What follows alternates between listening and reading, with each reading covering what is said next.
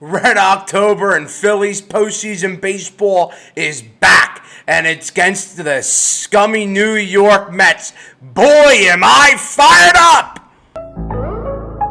Now, Broad Street Sports, the best Philly sports podcast. Phillies postseason baseball is back. 50,000 riled up drunk fans with the red rally towels waving back and forth. Oh, this is going to be a good one. And you know what? It's against the New York Mets. It's the first time the Phillies and the Mets have met in the postseason.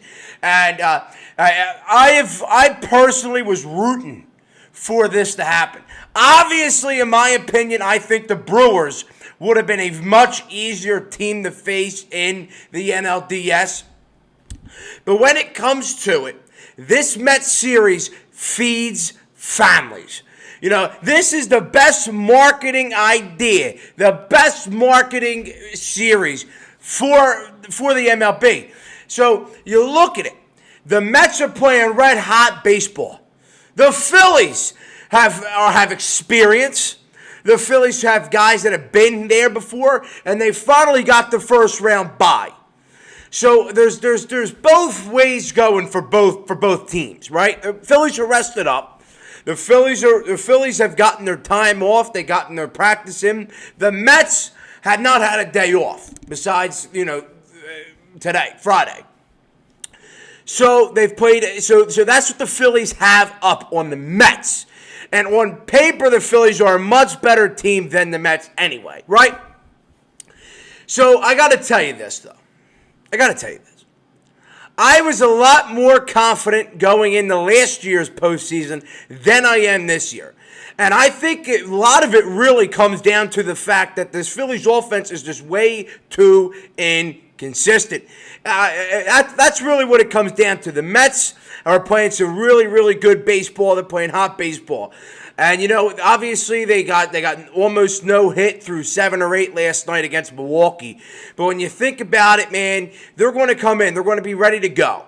The Phillies, they had some time off. You know that they're going to be flat at least to start game 1. And now you have Kodai Senga starting for the Mets. So all in all, I'm just really concerned about this Phillies offense. Will they be able to pick it up on game 1? Will they be able to start hot? Will they be able to hit the ball at runners in scoring position? Because you saw in the last couple Mets series at the end of the year when the Phillies were playing them, the Phillies could not hit. The Phillies could not hit with runners in scoring position.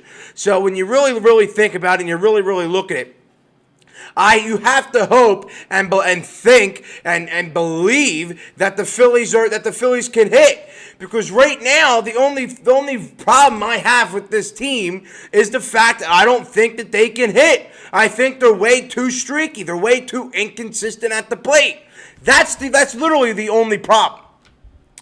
So you know what I mean. So outside of that, right? Outside of that. This series is going to, not even this series, but this entire postseason run. But really, everything that comes down to, it comes down to Rob Thompson and the offense. Rob Thompson, although I love Rob, although I will defend Rob however I can, right? Rob Thompson makes a lot of questionable decisions late in the game and close games with the bullpen, not using pitch hitters, not pitch hitting for Rojas if needed. So he makes a lot of questionable decisions. A lot of times he gets outmanaged in postseason games. He gets really analytical, so he gets outmanaged in a lot of these postseason games. So when you really think about it, Rob Thompson is going to be a major, major, major factor, not only for this Phillies versus Mets series, but if the Phillies get past the Mets, then the entire postseason run for the Phillies, because Rob Thompson does make a lot of questionable decisions, and I'm not afraid to admit that. As a Rob Thompson defender and supporter, I will absolutely defend and admit that Rob Thompson makes a lot of questionable decisions down the stretch and in close, tight games. You saw it last year in the Diamondback series, where they were You put Kimbrel in back-to-back nights. They blew the game twice. He kept going back to Kimbrel. He burnt Kimbrel out. Then in Game 7 of the NLCS against the Diamondbacks, you had Rojas up with bases loaded and 2 outs, like right early in the game, and he had a chance to pitch it. Rojas and get Rojas out of there and pitch it and bring in Pache, and he didn't. And all in all, it ended up costing the Phillies that game. So obviously he has a lot of questionable decisions that he does. And that's every manager, by the way. Every manager does it. Every manager has a hard time. I wouldn't say a hard time, but every manager makes a lot of questionable decisions down the stretch with bullpen arms, with lineups. So, as I stated before, this series and this postseason run actually, a lot of it has to do with Rob. And it'll be nice to see what Rob can do. So now, obviously, Rob Thompson had a couple press conferences. I'm going to break them down. Rob Thompson, one of them, says the Phillies had an inter-squad practice scrimmage, and Schwarber, Harper, and Castellanos all went deep. Ranger Suarez, who looked very terrible down the stretch, he looked really, really good. Apparently, he brought his velocity back up. He looked confident out there, right? He looked good. And you had the 3 guys hit homers. He says that everybody's looking good, everybody's playing well. Here's the thing, right? So now in his next press conference, which just came out today, I'm filming this, I don't even know, 4:15 on a Friday night. Rob Thompson comes out with a presser and says that Christopher Sanchez will be starting Game 2. Here's the thing. I really like that Christopher Sanchez is starting Game 2. He's a really, really solid pitcher at home, and he doesn't have a lot of playoff experience. So to make him go up and pitch Game 3 in New York in a hostile New York crowd, I'm not sure if that would turn out in the Phillies' favor. So for him to be able to start at home in Game 2, where we know that he pitches really, really well, that's a good thing. And then you put Nola in Game 3, where you know Nola can pitch anywhere, anytime. If he's on, he's on. And he can pitch anywhere, anytime. And so I really like that. You're mixing it up. You're allowing yourself to be balanced. You're setting yourself up for the best possible equation. You have Wheeler, your ace, going Game 1. You have Game 2, Christopher Sanchez, who, he's really, really good at home, so it's going to be good to see him pitch at home in the postseason. And then you have Aaron Nola, who's another ace, but, and he has experience of pitching on the road in postseason games. He has experience of pitching in hostile crowds. I like that. I think that was a good decision by Rob. I think it's really going to work out in the Phillies' favor that you're going to have these guys mixed up. And it'll be really, really good. It'll be good for this team. It'll be good. Everybody's well rested. All the pitchers are well rested. And talking about pitchers, this is the single best pitching staff we've had going into a postseason. This bullpen, I don't really have a serious problem with this bullpen. I remember in recent years, 2022 or even last year, where I was like, this bullpen's shaky. Obviously, I think Estevez is shaky, but all in all, I think this bullpen is raring to go. This bullpen is lights out. You have Hoffman, you have Strom, who have been great. Kirkring was figuring it out at the end of the year. He looked good at the end of the regular season. Alvarado, he feeds off of energy, so he'll be ready to go. Estevez, I think that he'll be able to pitch really, really well come postseason time and feed off of the electricity.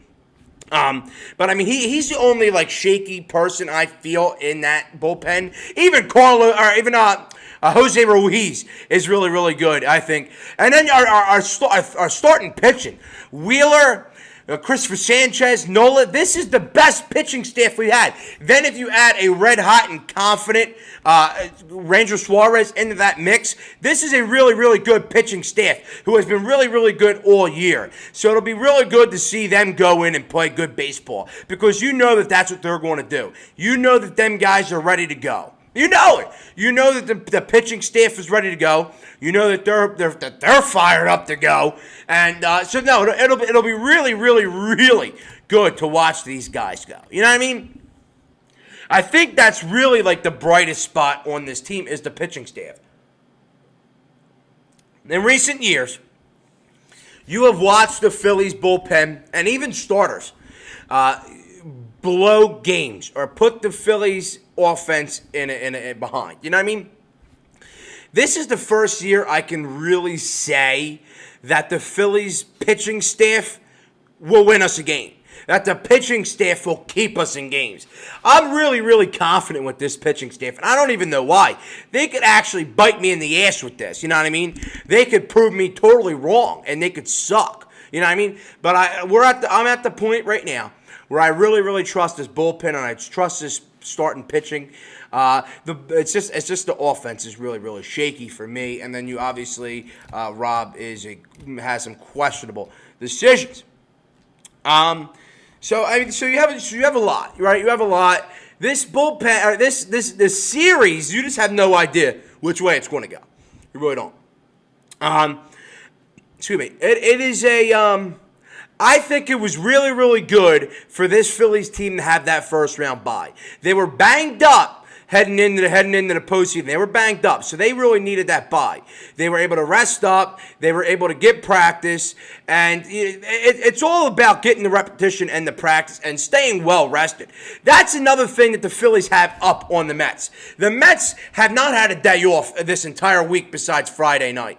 They played every day, and in the wild card round, they went to war with the Milwaukee Brewers. They played their hearts out. It was a hard-fought battle all 3 games of that wild card. So that's what the Phillies have. The Phillies are well-rested. Phillies have had some time off, while the Mets have been to war. They've been fighting. They've been battling, and they've used a lot of their bullpen guys. A lot of their guys are tired.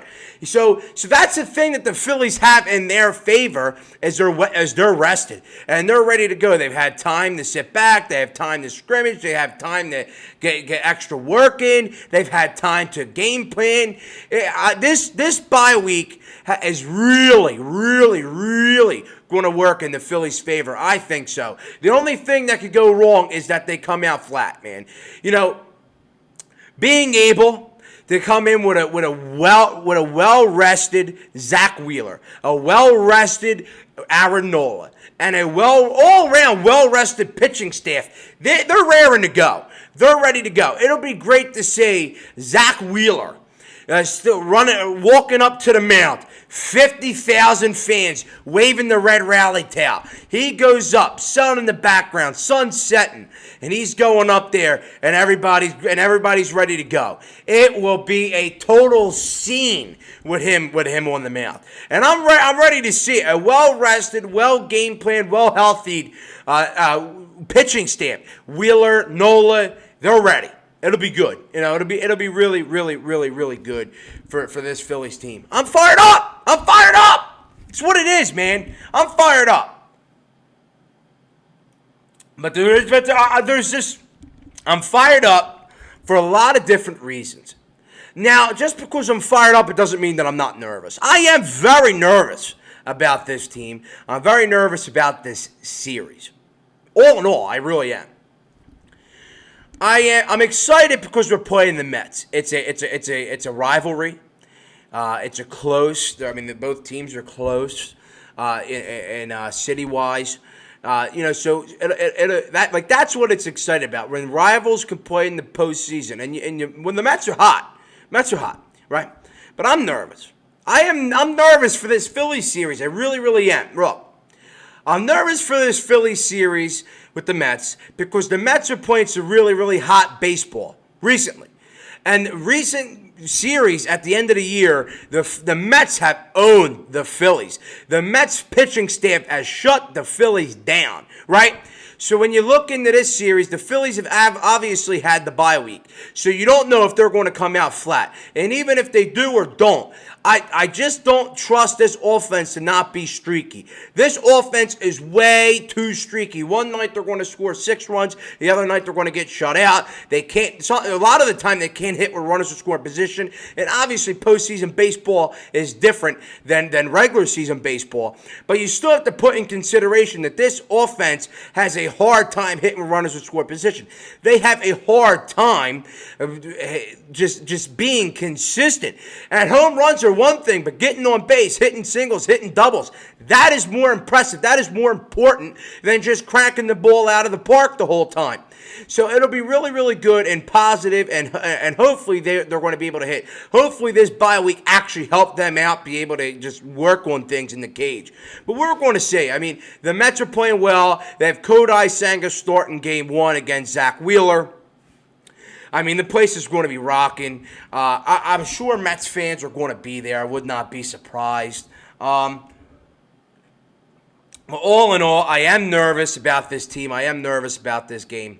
Look, everybody is just counting the Mets out. Everybody thinks the Phillies are just going to cakewalk on the Mets. It's not. You can't do that in postseason baseball. Postseason baseball is different than a regular season game in the middle of May, right? You know, so the Mets are obviously hot. So the thing is you cannot overlook the Mets. You can't. The Mets have a serious chance of winning this series. And obviously, I think the Phillies are going to win, but I think it's going to be a cage fight. I think the series goes to 5 games, and I'm giving the Mets a lot of credit. I really am. And I'm giving the Phillies credit. But I think the Phillies, this bye week, is going to help them out. But you just can't overlook the Mets. You can't. The Mets have a serious chance of winning this series. They do, and it's not an overreaction. They seriously have a chance of winning this series. The Phillies' offense goes cold, and the Mets continue to hit the ball. This series is over. This series is over. But I'm going to stay positive. I think the Phillies are going to win, but I do think it goes to 5 games. But this is the best possible series, and a fan-wise, and marketing-wise, and money-wise, this is the best possible series the Phillies and MLB could have. But I'm ready. I think the Phillies are ready. I actually know the Phillies are ready. But I hope whatever nerves and whatever anger I have towards the Phillies and what I think they're going to do, it gets proven wrong. But I'm ready to go. The Mets are ready to go. Everybody's ready to go. Tomorrow night cannot come fast enough. We're ready to go. But thank you all for tuning in. I love and appreciate every single one of you. Make sure you like and subscribe. Have a good night.